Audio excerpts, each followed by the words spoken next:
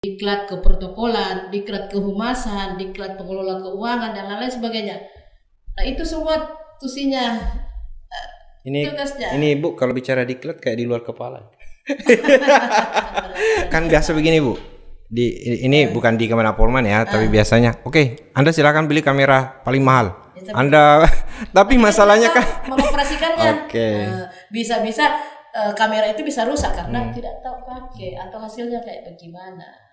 Kalau dulu yang muda belajar sama yang tua, oke lah. Sekarang yang tua belajar sama yang muda terkait dengan teknologi. Itu selalu saya bilang.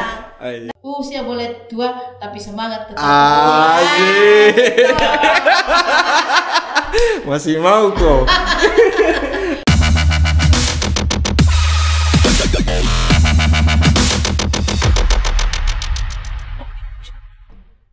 Bismillahirrahmanirrahim. Assalamualaikum warahmatullahi wabarakatuh. Sahabat-sahabat Kementerian Polman dimanapun Anda berada, hari ini tim Media Center Kantor Kementerian Agama Kabupaten Pulau Mandar di studio Pandrita sangat berbahagia sekali.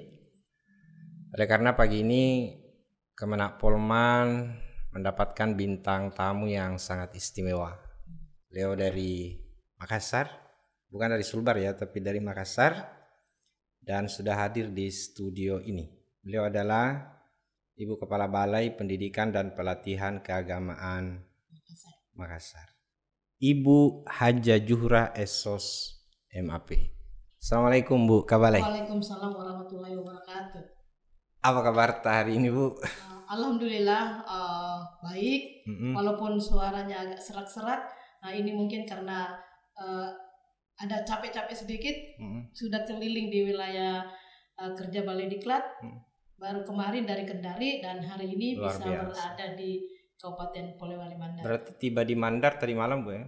Saya tiba jam 1 dini hari dan alhamdulillah bisa tidur nyenyak. Oke. Salam sehat Bu di masa Covid. Sehat. Itu selalu modal kami, orang Balai Diklat harus sehat. Kenapa? Karena tahun ini cukup banyak kegiatan diklat yang kami laksanakan, terkhusus dan terutama adalah kegiatan pelatihan dasar CPNS untuk melatih para CPNS sehingga mereka bisa menjadi PNS 100%. Itu kalau lulus latsar. Luar biasa. Kalau boleh tahu kedatangan Ibu di Polman ini dalam kegiatan apa ini? Yang pertama, sebenarnya saya harus tiba di sini tanggal 27 November untuk membuka diklat penguatan kompetensi kepala madrasah. Itu atas kerjasama Balai Diklat Keagamaan Makassar dan KKM, kelompok kerja kepala madrasah. Namun karena kegiatan yang begitu padat, saya berada di mana yang tanggal 27 itu, sehingga baru hari ini bisa hadir di Polman untuk menutup ya. Tetapi sekaligus saya membuka kegiatan analisis kebutuhan pelatihan untuk kegiatan diklat tahun 2022. AKP ya. Analisis kebutuhan pelatihan ini adalah untuk mendukung kegiatan kami 2022 untuk mendapatkan masukan-masukan dari para stakeholder, sehingga kami menghadirkan utusan tadi dari Kanwil Kementerian Agama Sulawesi Barat, dari Mamuju, dari Majene, dari Mamasa, dan juga dari perguruan tinggi yang ada di Sulawesi Barat ini, karena itu merupakan stakeholder kami juga. Kami mendapatkan masukan-masukan diklat apa sih yang sangat-sangat dibutuhkan ke depan, karena mereka yang tahu di bawah, bukan Balai Diklat. Karena Balai Diklat menyusun program kegiatan itu tidak ujuk-ujuk kami langsung bikin kegiatan, tapi berdasarkan data dan kebutuhan.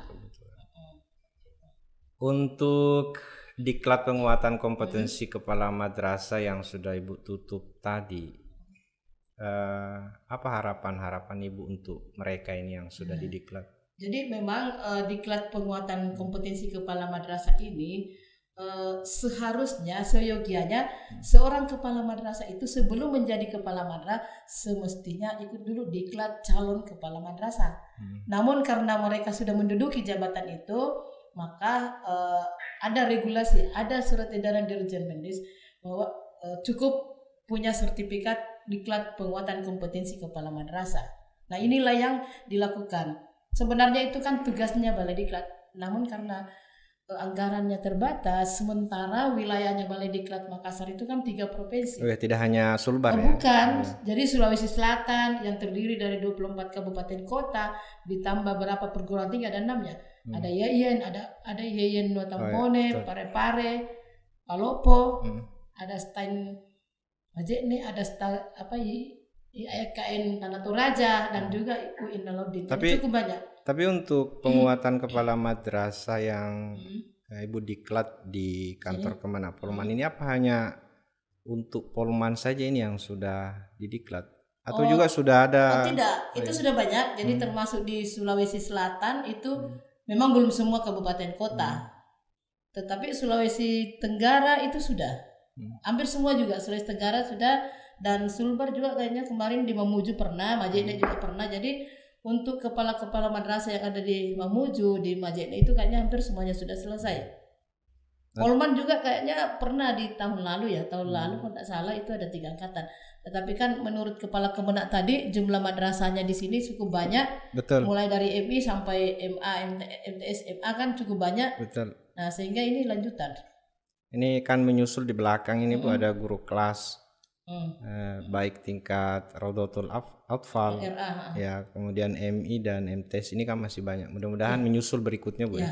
Nah, itu tadi saya bilang itu sebenarnya tugas di balai, tapi karena anggarannya terbatas, sementara jenis diklat juga itu cukup banyak. Bukan hanya penguatan kepala madrasah, tapi terkait dengan penguatan kompetensi guru-guru, baik guru negeri maupun swasta. Jadi yang harus mengikuti pelatihan itu bukan hanya PNS saja yang ada di Kementerian Agama, tetapi sesuai dengan KMA 19 2020 itu ada PNS, ada non PNS yaitu P3K kan, P3K atau yang masih honor yang jumlahnya cukup banyak, baik guru maupun tenaga penyuluh. Terus ada guru PNS non Kementerian Agama, yaitu teman-teman guru agama yang ada di sekolah, mulai dari tingkat SD, SMA, SMK, SMP. Itu semua yang semestinya mengikuti pelatihan. Dan yang terakhir adalah masyarakat yang melaksanakan tugas fungsi Kementerian Agama. Itu yang semestinya mengikuti. Penyuluh Bu banyak dong. Banyak sekali. Kalau diklat penyuluh terkait penyuluh non PNS itu hampir semuanya kami sudah latih. Tapi ada teman-teman yang khusus PNS, penyuluh PNS yang waktu diangkat di K1 K2 itu mereka diangkat sebagai penyuluh. Tetapi untuk mereka naik pangkat itu yang terkendala, sehingga ada yang dikembalikan ke jabatan fungsional umum. Karena persyaratan untuk naik ke penyuluh pertama menjadi penyuluh muda itu harus ikut diklat. Nah, itu yang juga kami harusnya mendapatkan data dari Kemenak atau dari Kanwil. Karena kami juga tidak bisa mendiklat saya kalau tidak ada data berapa sih jumlah penyuluh yang harus naik pangkat gitu. Dan saya kira kepala subbagian tata usaha tadi pasti sudah menyampaikan secara. Jadi kenapa sampai kami mengundang perwakilan, ada dari KBakTU-nya, ada dari Kasih Madrasahnya, ada dari Pokjawasnya, ini untuk memberikan masukan kepada Balai Diklat. Jadi di Balai Diklat itu ada 2 seksi yang menyelenggarakan pelatihan. Ada seksi diklat tenaga administrasi, itu yang menyelenggarakan pelatihan-pelatihan terkait dengan administrasi, termasuk misalnya diklat keprotokolan, diklat kehumasan, diklat pengelola keuangan dan lain-lain sebagainya. Nah, itu semua tusinya. Ini Bu, kalau bicara diklat kayak di luar kepala. Ada satu pertanyaan saya ini Bu yang sebenarnya dari dulu. Apa itu? Kementerian Agama itu sepertinya ya bukan kurang respon, tetapi pelatihan atau diklat yang kaitannya dengan kehumasan, khususnya yang kaitannya misalnya dengan videografi, dengan fotografi, yang begini-begini. Ibu sudah punya ruangan begini tidak di? Sebenarnya saya sudah punya ruang multimedia satu. Itu sebenarnya itu buat tempatnya teman-teman media suara. Itu ruangannya juga cukup bagus. Saya lengkapi dengan kayak gini. Itu buat 30 orang. Tapi untuk podcastnya belum. Sekarang lagi saya bikin. Ada 5 kotak. Itu tempatnya Widya Suara dan nanti juga bisa dipakai untuk kegiatan. Asik. Ya artinya begini, ya termasuk Kemenak dan juga khususnya Balai Diklat harus mengikuti perkembangan. Betul. Kita sekarang saat ini kita butuh apa ya? Kita harus lengkapi. Terkait itu saya tahu tadi, saya paham apa yang kita maksud terkait bagaimana melatih para humas-humas kita. Karena ini mereka kan harus paham, bukan hanya foto-foto saja, mereka harus diajar. Semahal apapun kamera, betul. Kalau orang SDM yang menggunakan itu nggak bisa. Saya sepakat itu. Jadi dan secanggih apapun sistem yang kita bangun, secanggih apapun peralatan yang kita miliki di instansi itu, tanpa didukung oleh SDM yang mampu menjalankan itu, saya kira mustahil akan terlaksana. Kan biasa begini Bu, ini bukan di Kemenak Polman ya, tapi biasanya, oke, Anda silakan beli kamera paling mahal. Ya, Anda, tapi masalahnya kan mengoperasikannya, bisa-bisa kamera itu bisa rusak karena tidak tahu pakai atau hasilnya kayak bagaimana. Dan memang apakah selama ini di BDK Makassar itu ada diklat yang selama ini ya? Ada enggak diklat khusus untuk fotografi, videografi selama ini? Belum. Nah, kalau itu belum. Makanya dengan analisis kebutuhan pelatihan yang kami buat ini, kami bisa dapatkan informasi itu bahwa ternyata ada seperti ini. Nah, kalau memang ada masukan seperti ini terus kurikulumnya belum ada, itu bisa kasih kami masukkan, kami usul ke Pusdiklat. Ini loh diklat yang sangat dibutuhkan pada saat ini. Karena sehebat apapun kegiatan Ibu, ataupun sosialisasi kebijakan kalau tidak ditunjang dengan promosi di sosial media misalnya atau akun-akun sosial media, ini kan juga menjadi kecil itu kegiatan. Tapi sekecil apapun kegiatan, tapi kita bisa publish kalau itu kan diketahui seperti Balai Diklat. Berapa banyak kegiatanku 1 tahun, tapi kalau kurang dipublish orang tidak tahu. Iya. Nah ini tadi orang yang mengolah itu harus paham terkait dengan sistem. Makanya saya sepakat, saya cuma cari sebenarnya anak-anak muda yang sangat-sangat paham. Saya ke depan saya mau kerjasama dengan Google. Saya tanggal 20. Luar biasa. Tanggal 20 saya janjian dengan orangnya Google karena beliau mengatakan sekarang diklat pelatihan jarak jauh yang dilaksanakan itu hanya baru sekedar memindahkan klasikal menjadi online, tetapi rohnya itu PJJ belum masuk ke situ. Nah inilah yang saya akan lakukan. Kalau nanti ada diklat khusus untuk fotografi dan videografi, Bu, ini kami bertiga jangan dilupa. Bisa jadi narasumber atau di situ jadi narasumber atau jadi peserta saja. Jadi peserta. Ya, nanti narasumbernya pesertanya lebih jauh daripada. Boleh minta kamar khusus untuk Ibu ya. Boleh enggak Bu?